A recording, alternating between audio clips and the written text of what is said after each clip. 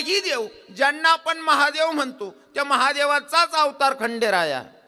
पण खंडेरायांचा अवतार धारण करण्याचं कारण काय? या खंडेरायांचा अवतार धारण करण्याचं कारण असं होतं, जेव्हा महादेव रूपात होते तेव्हा मणिमलसूर नावाचे 2 दैत्य होते. त्या दैत्यांनी महादेवाला प्रसन्न करून घेतलं आणि प्रसन्न करून घेतल्याच्या नंतर त्यांनी वर मागितला, देवा आम्ही इतरांचं जाऊ दे पण तुझ्या हातून सुद्धा मरायला नको म्हणलं. देवानं सांगितलं तथास्तु, मरत नाही म्हणले, मी मारू शकत नाही.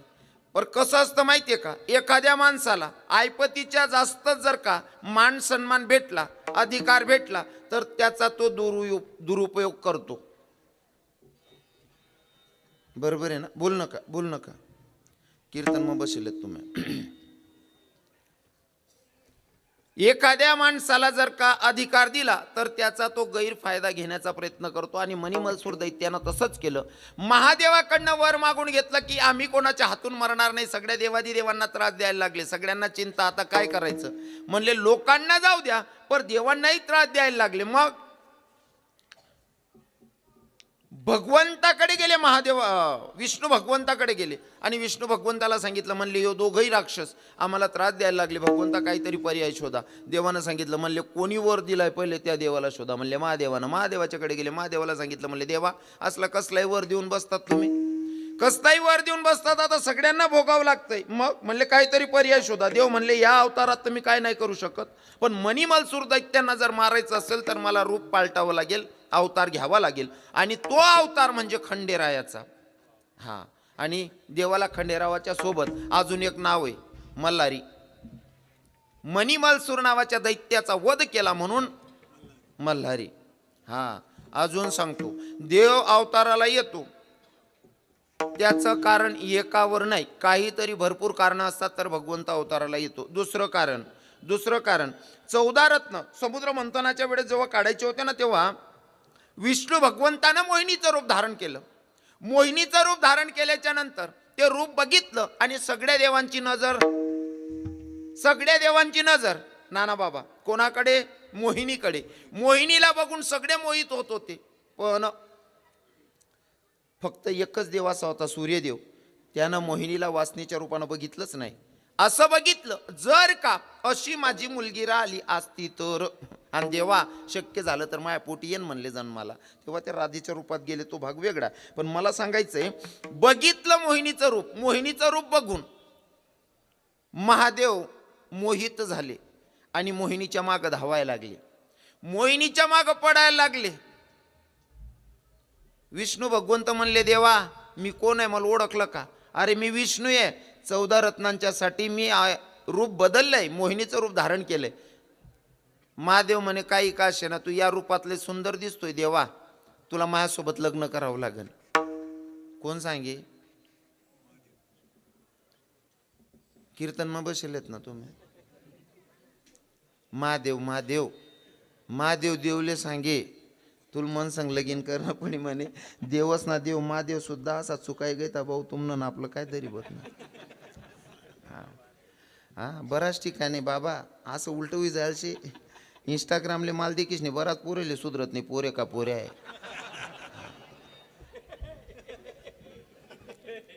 हा, बराच पोरे मग अरे बुकिंग आहे रे आप्पा.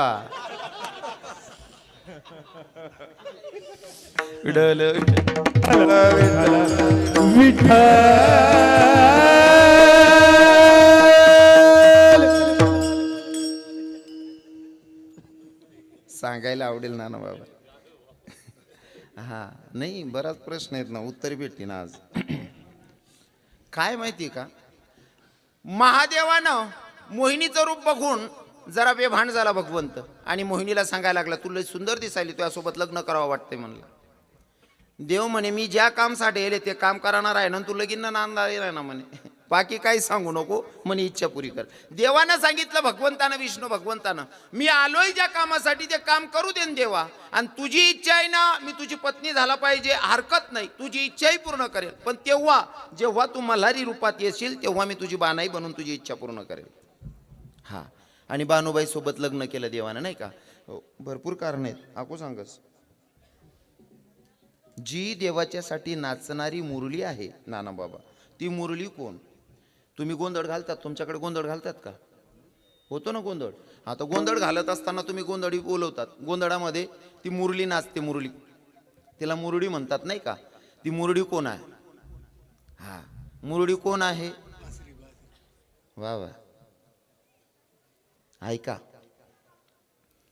तिलोत्तमा नावाची दासी होती. तिलोत्तमा नावाची दासी होती. इंद्र दरबारामध्ये नाचगान करायची. एके दिवशी तिला तिचा स्वतीचा सौंदर्याचा स्वाभिमान झाला. ती नाचगान करायला आलीच नाही. इंद्रदेवानं सांगितलं, म्हणले तुला स्वतीवर घमंड आहे ना, आमच्या देवलोकांचा तुला श्राप आहे, तू इथं देव दरबारात नाचत नाही ना, आमचा श्राप आहे, तू मृत्यू लोकामध्ये प्रत्येकाच्या दारात नाचशील. आणि ती तिलोत्तमा दासी प्रत्येकाच्या दारात नाचेल असं ऐकल्याच्या नंतर देवाला प्रश्न करते, देवा अरे माझी घमंड झाली होती, मला गर्व झाला होता, पण कुठंतरी चूक झाली आहे, पण माफी तर द्यावी लागल ना. जर तुम्ही श्राप दिला, आज श्राप भोगेल, पण काहीतरी उपश्राप द्या ना, कुठवर नाचायचं. तेव्हा देवानं सांगितलं, तुला मान्य आहे ना आता तुझी चूक? म्हणे हो. मग तू प्रत्येकाच्या दारात नाचशील, पण पुढे जाऊन जेव्हा कृष्ण भगवंत जन्माला येतील, अवताराला येतील, ते तुला ओठावर धारण करतील, मुरडीची मुरली होशील आणि मग तुझा उद्धार होईल. ती मुरडी ही मुरली. विठ्ठल विठ्ठल विठ्ठल विठ्ठल विठ्ठल विठ्ठल. अभंग आहे तुकोबारायांचा. कोण तुकोबार आहे? ज्यांची 65 लाखाची जहागीर लोकांना दान करावी ती तुकोबार आहे. कोण तुकोबार आहे? जाडूनी संसार वैसले अंगणी ती तुकोबार आहे. कोण तुकोबार आहे? संसाराच्या नावे घालून या शून्य ते तुकोबार आहे. आणि ती तुकोबार आहे अभंगातून.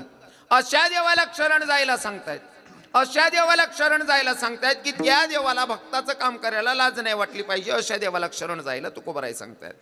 मग अशा देवाला शरण जायला तुकोबाराय सांगतायत ना, की ज्या देवाला भक्ताचं काम करायची लाज नाही वाटली पाहिजे. असा देव तरी कोणचा? आणि जर आहे साधकांचा तुकोबारायांना प्रश्न असावा, जर असेल तसा देव, तर कोणत्या देवानं भक्ताचं काम करायला लाज नाही ठेवली? त्या देवाचं आम्हाला प्रमाण म्हणून एखादं उदाहरण म्हणून सांगता येईल का? हो, तुकोबाराय हजारो प्रमाण देतील, पण आपण तुकोबारायांची पायाची दुरही बनू शकत नाही. पण उगा मी प्रयत्न करणार आहे. ऐका, तोवर भजन करा. विठ्ठल विठ्ठल विठ्ठल विठ्ठल विठ्ठल विठ्ठल. सुरुवात खालतीन करूत आपण. आता काही लोकांना जातीपातीचा पुडका असतो, मी लई मोठ्या जातीचा. डॉक्टर साहेब, काही लोकांना लई पुडका असतो, मी लई मोठ्या जातीचा, लई मी मोठ्या जातीचा. मोठ्या जातीला काय करायचे? तुम्ही जातीनं किती मोठे आहेत त्याच्यापेक्षा तुमच्या गळ्यात माड आहे का? थोडा रागीन म्हणा, बोला ना. बराच जण रागीन, राग घेऊन म्हणा काय करलीशात, पुढली तारीख देवत नाही यांवर काय करलीशात तुम्ही? हा, पुण्य तारीख देवत नाही यांवर काय करलीशात? आणि पुढली तारीख नाही, आपली गरजच नाही, माहिती आमना बाबा असले. आपली दुकान आहे व्यवहारी, गिरायकच नाही, कमी नाही आमले. तोल ना धंदा नाही, आपलं काम रोकडा आहे, काढतून खिचडीन लय मन बोगणं. अजिबात मी खरं बोलायला अजिबात घाबरत नाही. काही लोकांना पुडका आहे ना जातीचा, मी लय मोठ्या जातीचा. दादा तू किती मोठ्या जातीचा आहे? त्याच्यापेक्षा आमचे संत सांगतात, मज या जातीचे मज भेटो कोणी. पण जात कोणची हो? जात कोणती? हा, माडकरी वारकरी, वा बाबा हाय जात. जर तुम्ही स्वतःला ब्राह्मण म्हणत असाल आणि अभक्त असाल तर माझे तुकोबाराय तेही प्रमाण देतात.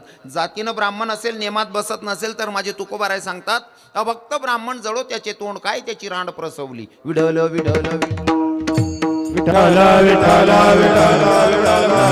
विठ्ठल विठ्ठल विठ्ठल विठ्ठल. तुम्ही किती मोठ्या जातीचे त्याच्यापेक्षा आपले संस्कार ठरवतात आपण कोणत्या जातीचे आहेत आणि किती चांगल्या जातीचे आहेत. जर तुम्ही स्वतःला मोठी जात ना म्हणता, स्वतः गटार माय 4 लोक उचलीन घरला जातो, तुम्ही जातले शिलगाव नाही का? हा, बरोबर आहे की नाही? जात काय ठरावस, तुम्हाला संस्कार ठरावत, जात तुम्ही कितला चांगला येतच. हा, त्याच्यातलं प्रमाण सांगेल, खालून सुरुवात करेल. ऐका, भिल्ल समाजाची शबरी महाराज, भिल्ल समाजाची शबरी नाना बाबा.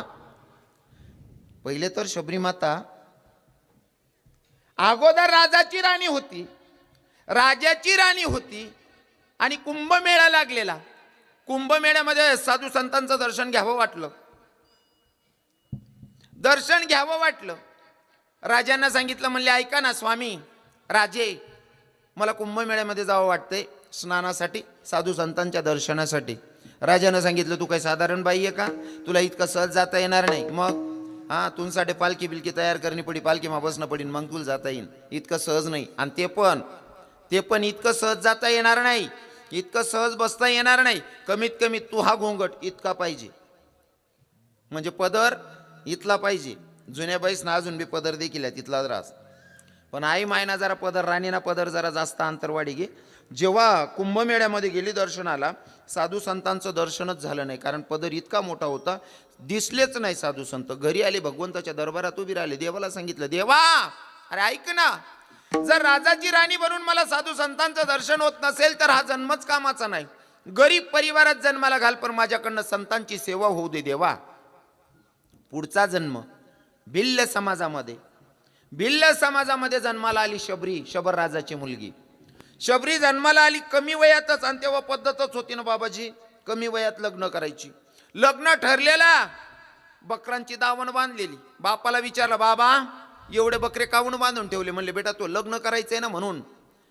शबरीला वाटलं एवढे जनावर जर मरत असतील मला लग्नच करायचं नाही. कोणले वाटणं बहिणी सोन हाय माणसाचे नंतर विचार सुभाईसले, ताई माई अक्का विचार करा पक्का, जक माराले पुढे ना नाही बोलायला चालाव ना आपले. आपण देव ना प्रचारक येतच नाही, ते असा मला लोक बशी बशी अंदाज लावतो, महाराज का बीजेपी ना होई. मग बाकी ना नाही रे, राष्ट्रवादी ना दिख रहा ना तो, बाकी ना काँग्रेस ना वाट रहा ना. इथला लोकल धंदा करसूत का आम्ही? हा आम्ही ज्याचे प्रचारक आहोत ना, त्याच्या विरोधात 28 युग झाली, त्याच्या विरोधात फॉर्म भरायची कोणाची अवकात नाही, त्याचे प्रचारक आहे. हा असा लोकल धंदा करसूत का? विठ्ठल विठ्ठल विठ्ठल विठ्ठल विठ्ठल विठ्ठल विठ्ठल विठ्ठल विठ्ठल विठ्ठल. एवढे जनावर मरत असतील मला लग्नच करायचं नाही. कोणाला वाटलं ताई?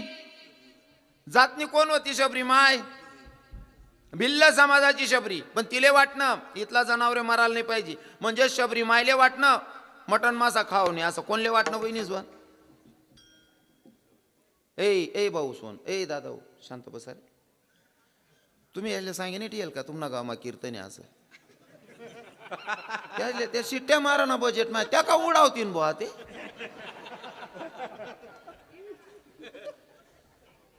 भिल्ल समाजाची शबरिया.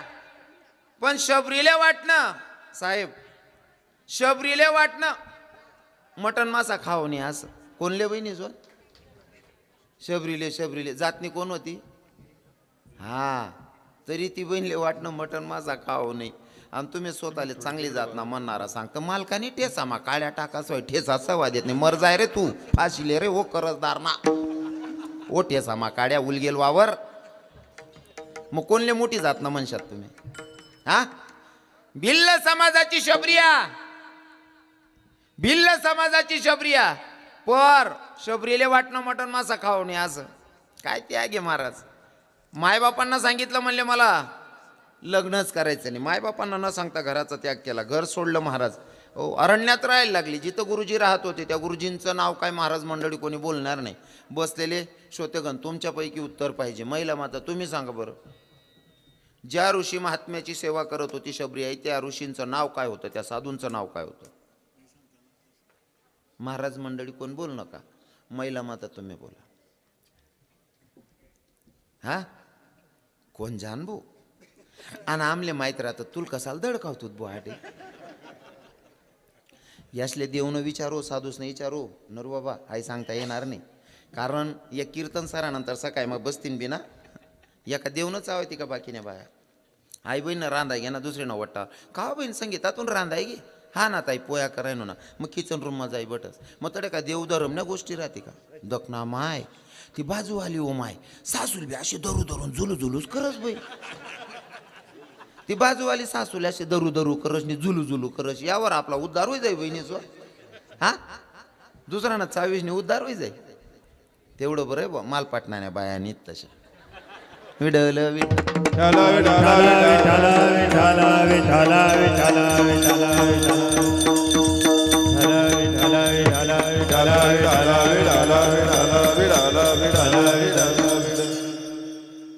घराचा त्याग केला. ज्या ऋषी महात्म्यांच्या जवळ राहत होती शबरी आई, त्यांचं नाव होतं कोण? मातंग ऋषी, आता ध्यानमा ठेवशात. हा, मातंग ऋषींच्याकडे राहत होती महाराज. हो, न कळतच सेवा करत होती. गुरुजींचा एक दिवशी प्रश्न की भाई रोज सडा रांगोळी करणारं कोण असेल. हो, गुरुजींनी बघितलं आणि बघितल्याच्या नंतर प्रश्न केला, बेटा कोण आहे म्हणले. म्हणले मी शबर राजाची मुलगी शबरी. येण्याचं सर्व कारण सांगितलं. गुरुजींनी सांगितलं कोई दिक्कत नाही बेटा, हम जहाँ पे रहते वही पे साइड में तू भी राहिले. गुरुजींनी जागा दिली राहायला. पण गुरुजींचा आता प्रसंग आहे जायचा. गुरुजींना आता निघायचंय. हो, जगाचा शेवटचा निरोप गुरुजींना घ्यायचा आहे. पण शबरीच्या जवळ गेले. शबरीला सांगितलं बेटा शबरी अब मुझे जाना पडेगा, अब मुझे निकलना पडेगा बेटा. शबरी आईनं सांगितलं गुरुजी चाललात कुठं. तुमच्या भरोशावर एवढ्या अरण्यामध्ये राहत होती, तुम्ही मला सोडून जायचं म्हणल्यावर मी कोणाच्या भरोशावर कोणाच्या विश्वासावर या अरण्यात राहायचं. गुरुजींनी सांगितलं काळजी करू नको बेटा, या अरण्यामध्ये कोणी परपुरुष येणार नाही. जो पण येईल तो जगाचा मालक तुला भेटण्यासाठी येईल. गुरुजींच्या शब्दावर विश्वास ठेवला. शबरी आई वाट बघत होती. 14 वर्षाच्या वनवासाला माझा प्रभू सीतामय्यांना घेऊन लखनजींना घेऊन गेले. हो,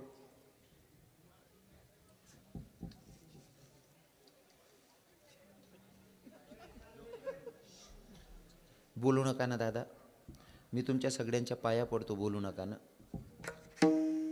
अरे कीर्तने होतच होती ना काय असं आहे का. पण ते काय बस माहिती आहे का, कीर्तना व्यतिरिक्त मटेरियल येईल रास ना, त्याच ना कीर्तना काही संबंध नाही. त्यासले बी सुधरत नाही. नेमकं कीर्तन शेका दुसरं काय शेका. वांधा नाही, फक्त बोलू नका मायबाप. मला आनंद वाटस तरुण जवळ कीर्तन माहीतच ना, आणि त्याच ना स्वाभिमान वाटस मला खरं तर. नाहीतर जवळजवळ 8-5 वर्ष पहिले देखोत ना ते तरुण कीर्तनमा दिखेतच नाही बाबा. आता प्रत्येक कीर्तनमा तरुण दिखतस आहे की नाही. म्हणजे मला वाटस की आजचा हिंदू तरुण जागलाय आणि तो परमार्थाकडे वळलाय महाराज. हो, आणि तुम्हाला धन्यता देण्यापेक्षा मला तर असं वाटेल जर तुम्ही परमार्थाकडे वळत असाल, कीर्तनाला येत असाल, माळ घालत असाल, भगवंताचं नामचिंतन करत असाल, तर तुमची स्तुती करण्यापेक्षा मी तर तुमच्या मायबापांना धन्यता देईल. आमच्या संतांचं प्रमाण धरून सांगायचं म्हणलं तर. हां,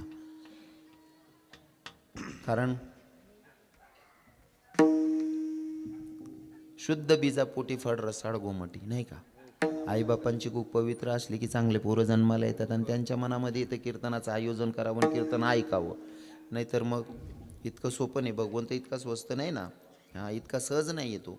आले तुम्ही सर्वांचे धन्यवाद. पण कोणी विनाकारण बोलू नका. हो, बिनकाम ना का बरं बोलतस मला ते अजून सुधरत नाही बाबा.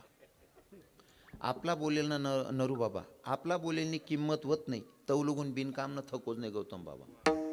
मन स्वतःनं तत्व आहे. जवळगून 61 भेटतं नाही तो मन चितच लागत नाही बोलायला. येडा का बरं थकतस मला अजून समजत नाही. त्यासले समजाव, ज्यासले देणं पडत त्यासले रडणं पडत.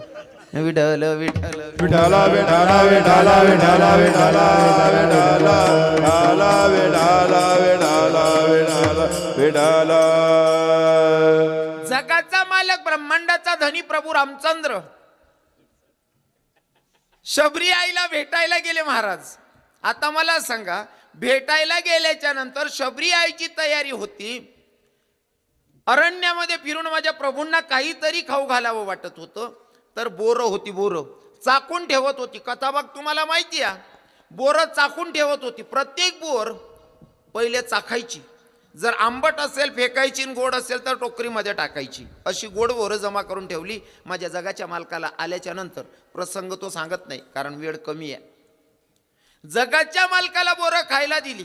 माझा ब्रह्मांडाचा धनी शबरी आईची उष्टी बोरं खात होता महाराज. ऐका महिमा आबाजीची बोर काय बिल्लेची, बोर काय बिल्लेची, बोर काय बिल्लेची. वा, हे ऐका महिमा आवडीची, ऐका महिमा आवडीची. बोर काय विलनीची, बोर काय विलनीची. ऐका महिमा आवडीची, ऐका महिमा आवडीची. शबरीची उष्टी बोरं माझा जगाचा मालक खात होता महाराज. जात नाही बघितले हो, अंतकरणातला भाव बघितला. हा, आणि जी बोरं भगवंत खात होते तीच बोरं नाना बाबा बाजूमध्ये लक्ष्मण बसलेले लखनजीला सांगितलं, लखन ले भैया तू भी खा ले, अरे अपनी माँ का प्रसाद है तू भी पाले भैया. लखन म्हणे वो म्हणा बापरे, आई बहीण ना उष्टा बोरे आहो भाऊ बी काय राहणार, माल बी खावा सांग राहणार, आणि ती बहीण ना उष्टा बोरे खा ना आहो भाऊ जड जाय राहतं. लखनले का बर, जंगल माराय आणि तवय काय कोलगेट होतं नाही दात घसाले. लखन 17 होता. लखन म्हणे वो म्हणा बाप, आई बहीण ना उष्टा बोरे खावालाई म्हणे अहो भाऊ. कारण तर भरपूर आहे, पण मी तुम्हाला पटवण्यासाठी माझ्या पद्धतीनं सांगायलो. ऐका, ते बोरं धरली लखनजीनं आणि दिली साईडला फेकून. फेकून दिल्याच्या नंतर माझा ब्रह्मांडाचा धनी प्रत्येक कोपऱ्याला लक्ष असतं महाराज, प्रत्येककडे माझा देव बघतोय. भगवंत म्हणे अरे जर तू माझा भाऊ आहे पण माझ्या भक्ताचा अपमान करत असशील तर कोणत्या ना कोणत्या रीती तुला हे फळ खायला लावतो म्हणले मी, कारण माझ्या भक्ताचा अपमान मी नाही सहन करून घेणार. मग इंद्रजीत सोबत जेव्हा लखनजीचं युद्ध चालू होतं, युद्धामध्ये मूर्छा येऊन म्हणजे बेहोश पडलेला लखन, आता तेव्हा आयुर्वेदिक औषध लागणार होतं. वैद्यानं सांगितलं आयुर्वेदिक औषध घेऊन या. भाई परिस्थिती अशी होती, प्रभूंना वाटलं की भैया अब मुझे छोड़ के चला जाएगा. प्रसंग हो दुःखदा, पर भाव सांगत असताना एक भक्त वर्णन करत असताना सांगतो, हे उठ खड़ा हो लखन भैया के जी ना लगे, उठ भी जा रे लखन भैया के जी ना लगे, भ्रातिया नहीं जाना के जी ना लगे, लखनवा नहीं जाना के जी ना लगे, भ्रातिया नहीं जाना के दिल ना लगे, लखनवा नहीं जाना के दिल ना लगे. उठ जा रे लखन भैया घर रोएगी मेरी मैया, उठ जा रे लखन भैया घर रोएगी मेरी मैया, अरे क्या मुखड़ा दिखलाऊं कैसे के जीना लगे, लखनवा नहीं जाना के जीना लगे, भ्रातिया नहीं जाना के जीना लगे, लखनवा नहीं जाना के दिल ना लगे, भ्रातिया नहीं जाना के दिल ना लगे. आणि जेव्हा आयुर्वेदिक लागणार होतं, जडीबुटी लागणार होती, ती जडीबुटी घ्यायला गेलेले व्यक्ती भगवंत कोण, हा आहे ते सर्वांना माहिती. मग ती जी आयुर्वेदिक औषध होती का, हीच लखनजीनं केलेला अपमान भक्ताचा. माझ्या भगवंतांना स्वतःच्या भावाला सुद्धा जर भक्ताचा अपमान करत असेल तरी शिक्षा दिल्याशिवाय राहत नाही. फक्त भक्ताचा भाव शुद्ध असणं गरजेचं आहे. विडल विडल विठ्ठल विठ्ठल विठ्ठल विठ्ठल विठ्ठल विठ्ठल म्हणून म्हणा कीर्तन मग मी नेहमी सांगत ना बाबा, जीवन जगत असताना देवाला आवडेल असं जगा, लोकांना आवडेल हे जर जगलात तर आपण स्वतःसाठी जगलोच नाही महाराज. लोकांची इच्छा पूर्ण होत नाही. तुम्ही जर विचार करशात असं जर कर ते लोक काय म्हणतील, तसं जर कर ते 4 लोक काय म्हणतील, हाही जर कर ते 4 लोक काय म्हणतील. 4 लोक काहीच म्हणतात नाही डॉक्टर साहेब, शेवट 4 लोक फक्त एकच म्हणतं, राम बोलो बाई. 4 लोक म्हणतस काय म्हणतस. आणि आको सांगू का, ज्यासले तुम्हाला दोष काढा आणि सवयशे, ज्यासले तुम्ही चालतत नाही त्यासना करता देव जरी बनी घ्या तरी तुम्ही त्यासले चालणार, त्यासना करता देव जरी बनी घ्या तरी तुम्ही त्यासले चालणार नाही. आणि मन तरी तत्व असं, ज्यासले आपण चालतत नाही त्यासना करता जगू बी नाही. खरं आहे की नाही. आता मी मुकला लोकांले चालत नाही, पण मी कीर्तन करस ना मनावर प्रेम करणाराच साठी करस. कारण ज्या प्रेम करतो त्या तारीख देतं, किडा पाडणार ते उसकाट देतच. बरोबर आहे की नाही. मग त्या नालायकच नाही करता जग नाही का आपले, अजिबात नाही. आणि तुम्ही जीवनमा काही करायला निघतस बाबा, जीवनमा काही करायला निघणार किडा पाडणार उभाच राहतस. मी तरुण भावांनाही सांगेल, तुम्हाला जर सक्सेस पर्यंत पोहोचायचं असेल ना तर नावं ठेवणाऱ्यांच्या नादी अजिबात लागायचं नाही. कारण या लोकांना स्वभाव रास. लोक एवढे नालायक आहेत महाराज, जन्माला घालणाऱ्या मायबापांमध्ये सुद्धा दोष काढणारी अवलाद जन्माला आली, तुमच्यातनं माझ्यात दोष काढणार नाही कशावरून. हा लोक बेकार आहेत बाकी ना. आई रे बेईमान दुनिया आई रे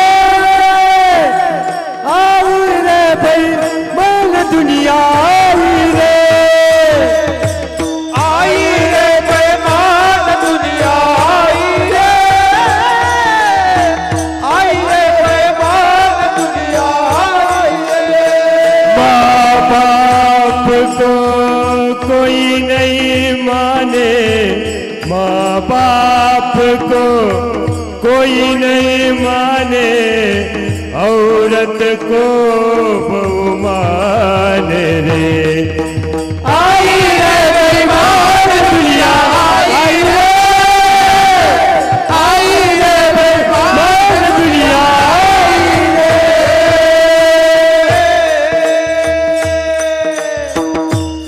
वा, चक्रधर बाबा एक नंबर, क्या बात आहे. टाळ्या झाल्या पाहिजे आमच्या महाराज लोकांसाठी. हां, कसं आहे ना, वातावरण असं तयार होस बाबा, नाही का. यासनावर बराच खेळ रास. हां, कसं आहे, तुमले अनुभव आहे आटे ना, जर नाही अनुभव तरी तुमना अनुभव. ज्यांना भाव पण चांगला त्यांना कार्य चांगलं पार पडत. बरोबर आहे की नाही. एक बी नीच राही ना तरी बट उलट करीन ठी दिवस. हां, पण मन अख्खा भाव पण चांगला येतात. हां हां, जर ते नाही समजणं तरुण भाऊले सांगा, ज्यासना मित्र चांगला त्यासना वरगोडामा कार्यक्रम नेमन पार पडस. एक बी बेवडा राही घ्या, सांगता येत नाही, भेटेल बी ऊस काढ तो. हा, तसं माझं परिवार चांगलं भेटलेलं आहे म्हणून आज उभारी बने. आणि समजा एका शब्दामा तोल बी घ्या, दरादरील बी बक्कम येतं. आणि उन्हा प्रसंग ते आमना नाना बाबा शेतसच नाही मारामारी करी, नुसता पडी घ्या तरी सुद्धा चिको काढते. म्हणजे शेव आपले सपोर्ट आहे की नाही. हा, कसलं वातावरण आहे राव, एक नंबर. तरुण भावांना संदेश आपल्या कीर्तनातून, भैया जीवन जगत असताना देवाला काय आवडतं तसं जगायचं, नाही का. लोकांना आवडण्यासाठी अजिबात नाही. हो, लोकांचं काम आहे महाराज, तुम्ही किती चांगलं केलं, ज्यांना दोष काढायचे ते व्हायला पाहिजे. यांसाठी तळमळ कराय ना एखादं पोरग, ते पोरग सक्सेस व्हायसाठी धावपळ कराय ना. ते पोरग असं कधी माहिती असं का किडा पाडणारा 2 जण बसेल राहतात. किडा पाडणार माहिती नाही तुम्ही, माल पाटणा म्हणत ना तसा. हां, आणि त्या जवळ बाबा वयलच राहतात. हा, ते वातावरण भारी दिख ना म्हणा. बाबा लोक कीर्तन लिहि बसलेत, एक नंबर गाव दिख ना. नाही तर काय काय गावच ना वयल म्हातारा किडा पाडतो. वयल नाही समजी राहणार समजी घे ना. आणि जर ते समजत नाही सोपं करी सांगू का, यमन बात फुल. एखादा पोरग जर गावातलं काही करायला निघणं का, या किडा पाडणारा का राहतात या आप्पाना पोरे येडांगत काय बी करस तू. मग आपण तात्या पण जास्त जडत राहत, जाऊ दे रे येड चाल दे. आणि तो पोरगा सक्सेस होय ना का, या किडा पाडणारा त्यान धारमा जात. बावड्याव पेडा बिडा काय कोण भूक आहे, तो काय करणार तो किडा पडणार का रे, ओ उलगेल वावर. आणि आता तो सक्सेस हो, पेडा मागाल तूच पुढे जाय रे ना. यालेच म्हणतो माल नाही आवरून कसाल घाबरून.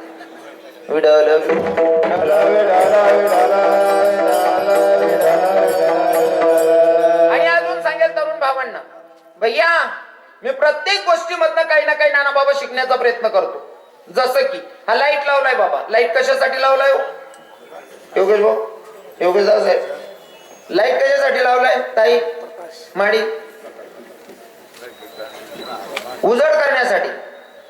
बरोबर आहे ना. लाईट हा उजड अंधार घालवायचं आणि उजड करण्यासाठी लाईट लावलेला आहे. पण जडे लाईट लाव का तडेच किडा पडतो ना बाबा, जडे लाईट लाव का तडेच किडा पडतात. पण त्या लाईट पाहिजे आपले शिकणे गौतम बाबा.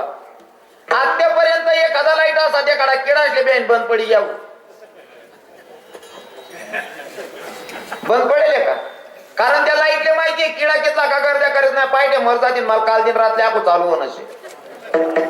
आणि लाईट पाहिजे तरुण असले शिक नाही. हा, कोण कितलं का नाव ठेवू, कोण कितली का बदनामी करू, कोण टिंगल करू, काय बी करू, या भुकणाऱ्याने वर्षे लागूच नाही. हा, भुकणाऱ्याने वर्षे लागू ते आपण आपला वेळ वाया घालवतोस. जीवनात सक्सेस व्हायचं असेल, मी जुना दृष्टांत सांगायचो गौतम बाबा, आणि मला आज वारं होणं ते सांगू जीव करायला. तसा ते 11:15 वही घ्यात बा, 9:15 चालू होईल. 9:15 ते 11:15 कीर्तन होईल. 11:15 वही जाय असे अर्धा तास बाकी आहे. वाढावाना आलक लागतं बाबा. हा, आपण असं आहे, आपण एकच दक्षला मग 2 कीर्तन करायचं आम्ही तोंडायचा ना. आम्हाला एक कडे नव्हतं का उसकी जायले.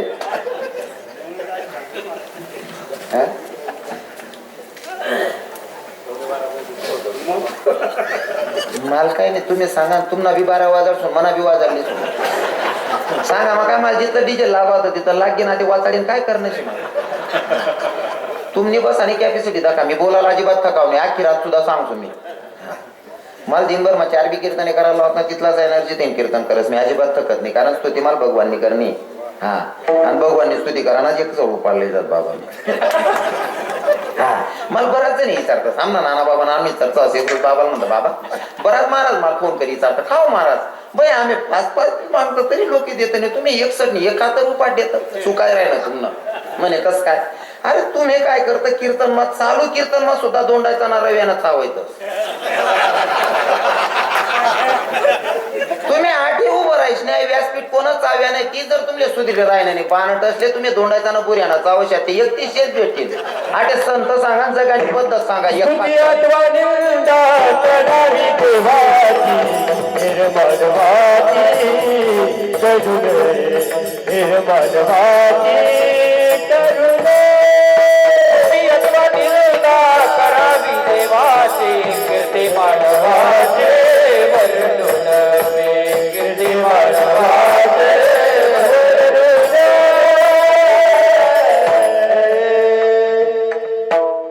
आपण सांगस नाना बाबा आपला दाखल पण याद करा, आपण ते काही लहानपणी किराणा करूच नाही, पण बाबा लोक किराणा करत यासले चांगलं माहिती. पण मना अनुभव मला याद आहे, 80 रुपये गोड तेल 80 रुपये किलो मला चांगला आठस.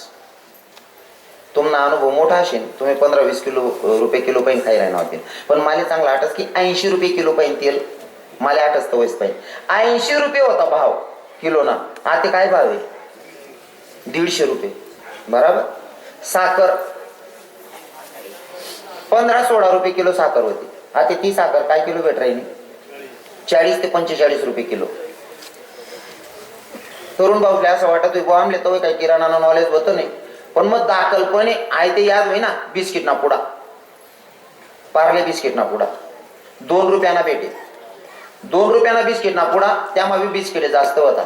आता त्या बिस्किटे कमी करली ना ती भाव वाढायची ना, 5 रुपयाना बिस्किट ना पुडा, बिस्किट बी दाखल लाखो.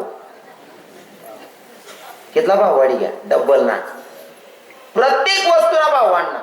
पण मला याद आहे, मी 8 पेटी लेवायला जाऊ ना, काळी पेटी दाखलपणे बी 1 रुपयालेच भेट ना, ते बी 1 रुपयालेच भेट राहणे. शिलगाव होणारच ना, भावच वाढत नाही महिन्यात. विठ्ठल विठ्ठल विठ्ठल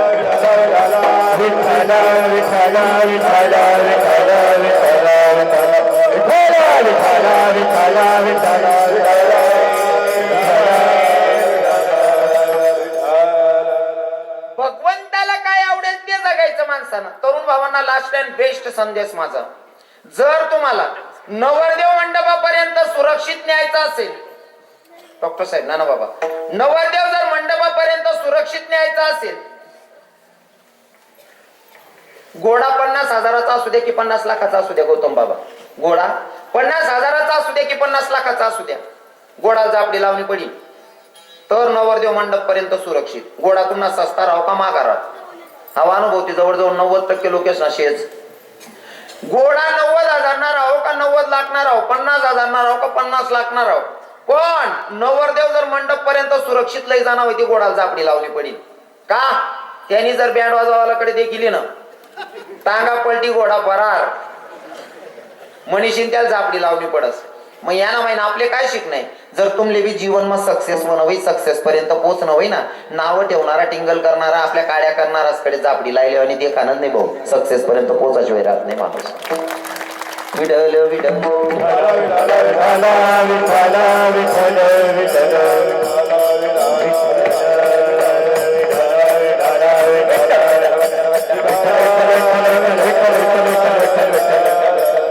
पण आता सध्या लोकांची मानसिकता भगवंताकडे कमी आहे. मग तरुण भावांना मी सक्सेस होण्याचा मार्ग सांगितला, पण आता सध्या असा विचार डोकामा ठेवापेक्षा आता सध्या मोबाईल मा डोकं खाली बसेल शेतपुरी, मोबाईल मा इथला येणा होई जायला शेत. हा तसा आडे बसेल पुरेच ना एक बी नाही बाबा तसा, कारण मी जडी कीर्तन करत कडे ना एक बी शब्द सांगत नाही नाना बाबा. आडे ना सांगेन कोण बरेल घरमा दाती घालली, आखी 90% रक्कम अटकेल आपली आडे आडे ना काहीच सांगावं नाही. हा मोबाईल मा लोक इथला येडा होई जायला शेत. भगवानना मंदिर मा जातील ना तरी हातमा मोबाईल राहील, व्हॉट्सअप चालवतील नाही जास्त, इंस्टाग्राम तरी चालवतील, फेसबुक तरी चालवतील. इथला येडा होई जायचे, इथला येडा होई जायचे. एक भाऊ मोबाईल मा होता, चालता चालता सुधारणं नाही त्याले मन घर आहे का दुसरा नाही, दुसरा घर मागूशी घ्या. मोबाईल चालवता चालवता दुसरा घर मागूशी घ्या. जयेशने बसली ना खुर्चीवर, ती बहीण बी सिरियल दाखवा मग नव्हती. हा तिला बी सुधारणं नाही म्हणा, मला केले का दुसरा माणूस येले, कारण तेच कोणतं किती जायला असेल का ते सोंग होई आपलं चित्र होई माय काय दाखा. अहो बा खुर्चीवर पटेल आई बहिणी टीव्ही देखता देखता सिरियल देखता चहा टी देना, चहा ना कप भरले नाही यान पुढे टी देना. हाव मोबाईल नव्हता यान छान कपूर द्यान गई कप उचलाल घ्या पेवान टाइमले वर दक हो म्हणा बापरे पीओपी ते दुसरा घर नाही मी का दुसरा घर मागू शिवून याला कवय समजणं दुसरा घर माहिले. पण यांना ध्यान मा असं होणं जर का मी आधी चहा पेता पेता जर का घर मालकनी ते केली ना तुम्हाला एक बुकामा मुका कटाकी देणं नाही का बघून आहो म्हणे पटकन पहिलं पडी घर माहीत अव घर ना बाहेर निघिरा तर घर ना खरा मालक ना घर मागूसाना गाव याना निघाना गाव दारमा ये राहिली भेट अव लट होई घ्या म्हणे याला काय उत्तर देऊ. पण नेमका घर मालक त्याला विचारला का भाऊ मी का तुम ना घर मागू शिवू कारण अहो मी इंस्टाग्राम मा येडा होता. या मोबाईलने लोक येडा करटी आहेत महाराज इतकं येडं करटी असे लोकेशने हिशोब ना बाहेर जीवनात सक्सेस व्हायचं असेल ना बऱ्याच गोष्टींचा त्याग करावा लागेल. विठ्ठल विठ्ठल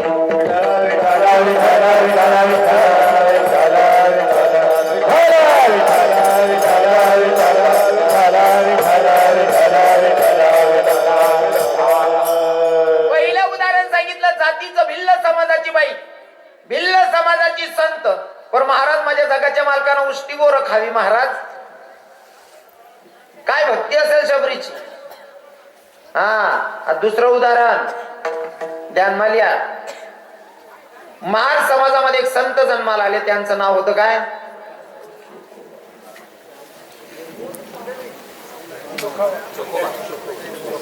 मागे मागे काय त्या पुरायला बिलीच काही राही नाही तुम्ही इथला येड आपण महार समाजात संत जन्माला आले कोण कोण जाणबो कोण जाणबो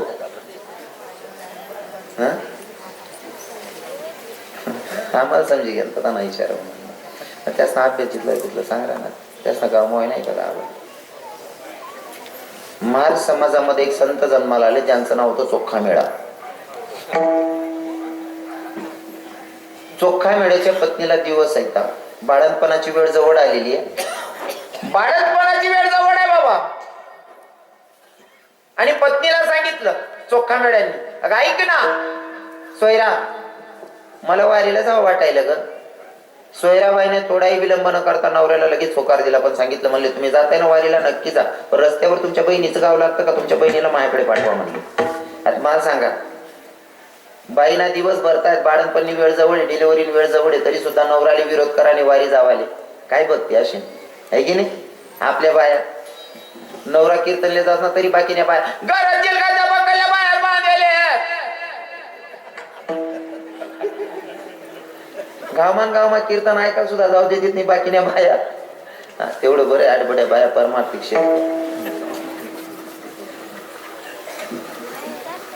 पत्नीने सांगितलं काय हरकत नाही जा म्हणले. हा आणि पत्नीने सांगितलं स्वामी पण धनी ऐका ना जाताय ना नक्की जा पण रस्त्यावर तुमच्या बहिणीचं गाव लागतं तुमच्या बहिणीला माझ्याकडे पाठवा. आणि तवय बाया नवराले असंच म्हणत बरं स्वामी धनी हा आणि आपल्या गावकडे जर एखादी देराणी जेठानी विचार का बहीण म्हण देरती की नाही राहणार हा ताई त्या आमना कारभारी का नाही बाजारले जायची कारभारी मालक असं म्हणत हा ते पिंट्याना पप्पा पुरा सत्यानाच कधी मी दिले पिंट्याना पप्पा आदितीना पप्पा एका ठिकाणी मुक्कामाला थांबलो ना बाबा मुक्कामले थांबलो नरू बाबा पाय टामा तो बा उठ ना किचन रूमाची आठी राहता आई बहीण उठी बसली मी बाजून रूम मा झोपेलो तू आई बहीण त्याला आवाज दे म्हणे शशी चहा ठेवताय म्हणे हो म्हणे माझा एक कप वाढवून घ्या. मला ते येऊ आहे मग थंडा घाम झाली मी ते कळतरी उठीच बटलो ना म्हणतात ताई काय म्हणे महाराज म्हणता अहो भाऊ तुला जीज भाऊ लाग असता नाही म्हणे महाराज नवरा आहे म्हणे म्हणतो तू चांगलं उभाटी नाकली राहिलं ना गागर पाडी नवराली शेशी येडी दकाच रे म्हणताय बानट सुरूच नाही रे भाऊ नवराली म्हणून राहिले नाव ते शशी आणि आता मोकला लोक चौगाल्या धंदा धरलेले हा लोके सुशिक्षित होई घ्या पण काही काही धर्माना नियमनं उल्लंघन करायला लागतात आता बाकी ना ते सासूले मम्मी म्हणतो तू तुम्हाकडे नाही कुशल ना ते अजून माणसं घे 3-3 वरीच बोलत नाही सासू मम्मी म्हणा यक्क मुसडा माती भूल गेलो वावर तुम्ही भूल गेलो वावर नाही विठ्ठल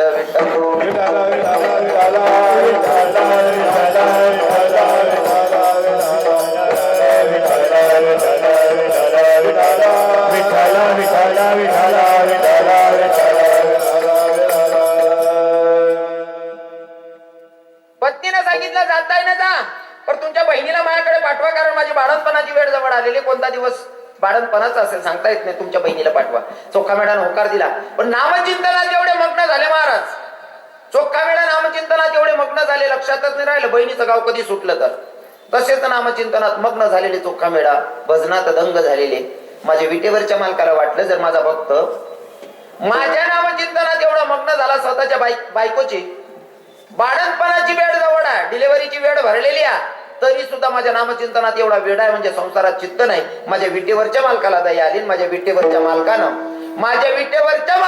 विटेवरनं उडी मारली आणि चोखा मेळ्याच्या गावच्या शिव जवळ आला अजून गाव माझा आहे गावच्या शिव जवळ आला आणि विचार करायला लागला देव चोखोबाची बहीण बनायचं आहे ना विटेवरचा मालक विचार करत होता स्वतःच्या मनाशी संवाद साधत होता जर का मला चोखोबाची बहीण बनायचं असेल तर मला नऊवार साडी परिधान करावी लागेल कोण म्हणता असं देवले वाटणं जर चोखोबानी बहीण बनणं होई ते मला साडी नेसणी पडीन विटेवरचा मालक नऊवार साडी परिधान करतो बाबा नऊवार साडी परिधान केली जगाच्या मालकानं आणि पदर तिरपाने कोसा बहिणी सोड डोकावरली ना आता बट्या बहिणीच ना पाय पडी सांगत ज्या बहिणीच ना पदर पुदर पडेल होई डोकावर लिहिल्या कारण मागाई बोला मग काय बोलायचं तुम्ही सांगशात मरी जायचो आमना किडा पाडी घ्यावं यांना सत्याना असू या असं नको आले बहिणीसो तुमले राग यावा नको मनीषे ज्या बहिणीत ना पदर पुदर सरकेल वय तिरपा वय लोट टाकल्या नेम वय का व्यवस्थित वातावरण बोलू का ते हा देखा कसं मस्त वातावरण दिगरा डोकार पदर बिदर हा वजन मा गोष्ट आणि तुमले सांगू का पदर लेवा मा काय फायदा आहे या बसेल म्हणा बाबा आहेत ना या बाबा लोक सांगतील साडी तुम्ही गरमानी साडी नेसानी गरमानी साडी कितला नाही राहत बहिणी सोन 200 300 400 500 600 रुपयाने नाना बाबा 600 रुपयाने सहावार साडी म्हणजे 6 मीटरनी साडी 600 रुपयाने तर मीटर कितला पडणार ते 100 रुपयाने 100 पदर कितला मीटर ना राहत बहिणी सोन 1 मीटर ना मग तो पदर कितला ना पडणार आपली 100 रुपयाना 100 रुपयाना पदर येत आहे 100 रुपयाना पदर आहे पण तो जो डोकावर आहे ना नाही असा टोपीवाला बाबा आहेत ना तुम्हाला बापनी करोड रुपयानी इज्जत वाढाय टाकतं कोटी ना माहेर राही पूर्ण काय मायबापना संस्कार होतील पदर पडू देत नाही बिचारी माऊली नुसता डोकावर पदर राही ना तरी आपला बापनी इज्जत वाढत मग पदर लेवा काय नुकसान आहे काय शेका नुकसान चला बा पदर लेता लेता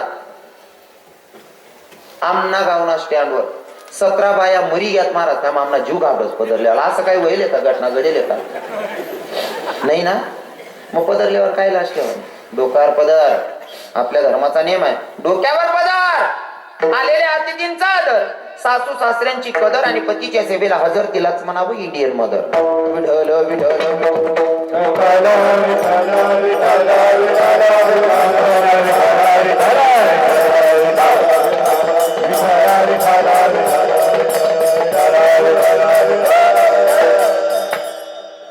डोक्यावर पदर घेतला पाहिजे ही आपली संस्कृती आहे माया हा डोक्यावर पदर पहिले बसेल बाया तुम्हाला आजूबाजूला 40 पुढल्या काकवा होते तिसले विचारा 50 पुढल्या मावश्या होती तिसले विचारा असा जरी एक बी टोपीवाला बाबा दिकी घ्या ना लगेच डोक्यावर पदर जुन्या बाया इथल्या नेमबार आहेत जर डिकरा जर मोठा आहे ना तरी सुद्धा काही बाया खाटवर बसेल राहत ना खाटवर ते उठून उभे राहायचं मग बाकीने जेठाने सांग का होईल आपला डिकरा आहे ना आपला पोरगा आहे काय घाबरस त्याला नाही माय तो देरजट सारखा दिकस म्हणजे डिकरा जरी देरजट सारखा दिके तरी सुद्धा पटकन पदर लिहिले काठवरती उभ्या राहायचे बाया काही मर्यादा होती हो सासराला देखता डोकार पदर आहे काय मर्यादा होती सासरा जाऊ द्या पण असा एक बी टोपीवाला बाबा दिकी जाय पहिल्या बाईशे विचारल्यात काय नियम होता अहो दर्जा आहे ना गाव दर्जा आहे ना हा आता गाव मागूसा टाइमला जरी एक बी असा टोपीवाला बाबा दिकी जायत ना तरी सुद्धा डोकावर जर चारा नवं जराव लाकडेच नवं जराव पाय दळण दळाला जाणारी बाई राव समोर तर येणारा म्हातारा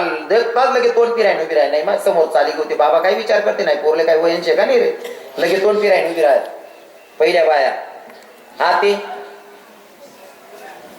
कस काय वातावरण आते गाव म्हणा म्हातारानं जाऊ द्या हो आतेल्या पुरी सगळा सासराने बिचातीने बिल्ल मोठ टाकाल करते नियम नाही ना महाराज नियम नाही ना हा. काय वातावरण होतं पहिलं एक नंबर वातावरण होतं पहिलं आणि तो ना सासरा बी चांगला होता ज्या पहिला सासरा होतात ना इथला भारी होतात सुनबाई ते असले देखताच पदरले त्यांसाठी त्या बी त्या सुनबाईने तिथली इज्जत करेल पहिला सासरा सुनबाईना समोर सक्की बायकोले सुद्धा बोलायला घाबरे जर म्हणा बोला मग तोल घ्या मन सुनबाई काय विचार करी माय मन सासराला काही समजत नाही काय बी बोलच म्हणून आत्याले मन सासूबाईले म्हणजे सक्की बायकोले सुद्धा बोलायला म्हणजे जवळजवळ बायको सक्कीच राहत बा पण सक्की बायकोले सुद्धा बोलायला घाबरत पहिला सासरा म्हणून त्या सुनबाई इज्जत करेल आता त्या नवीन वय राहणार ना सासरा त्या रिमिक्स सासरा आहेत रिमिक्स ती सुनबाई घर मा कामावरच नाही भाऊ इथंची चड्डी घालीन फिरत हो आप्पा तू चड्डीनं माफ तरी वाढाव रे हो काका हा तू इथंची चड्डी घाला ती बहीण कवय पदरली रे हो काका अपेक्षा ठेवताना समोरच्यांकडनं आपण सुद्धा तेवढं खरं उतरायला पाहिजे बरोबर आहे की नाही साहेब नाशिककर साहेब खरं आहे ना हा आपण सुद्धा नियमाचं पालन केलं पाहिजे महाराज चल समोरच्यांकडनं अपेक्षा ठेवायची हा माझा जगाचा मालक ब्रह्मांडाचा धनी महाराज नववार साडी नेसतो साडी नेसत ना डोक्यावर पदर घेतो हा जगना मालक बहिणी सोन रागदार ज्यात ना काय आज ना कीर्तनकार म्हणे ऐकू नका तुम्हाला भाऊ तुम्हाला कोऱ्या बोल ना असं समजा ऐकत जगना मालक सुद्धा डोक्यावर पदरलेस आणि मन बहीण बचत गटनी मीटिंगले जाय पोलो तीर पाकोस हो काकू तू खिचडी वाटस हो बाई अरे जगना मालक बदलले जाय खिचडी वाटणारी पण पोलो तीर पाकोस भांडण सुरूच नाही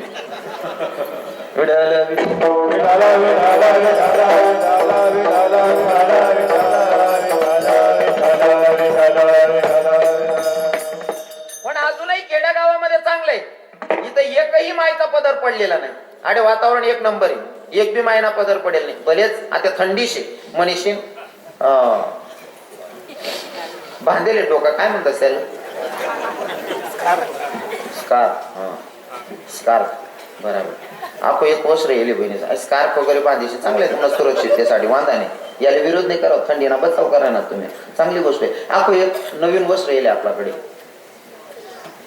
अजून ना खेळामानी घुसेल येते सिटीज मा खेळाच मा बिन असं प्लॉटच मा कोपरे कोपरे अजून कोणतं वहिनी सोन एक नवीन वस्त्र येले आधी या 5-7 वर्ष माझा असं थैमान गाजाळ ते काय